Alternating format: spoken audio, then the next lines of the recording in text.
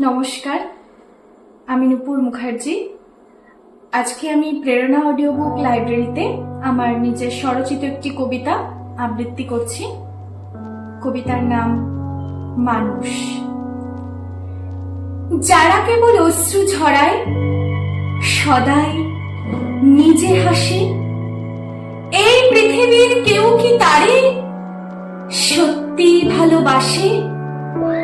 অপরকে যে দুঃখ দিয়ে খোঁজে আপন সুখ, তাদের তরে কাঁদে কি আর বিশ্বমাতার বুক?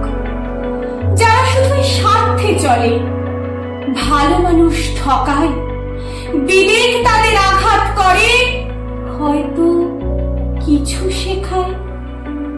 নিজের দোষেই নিজের কাছে হারায় নিজের মান, মনুষ্যত্ব মানবিকতা কেউ করে না দান।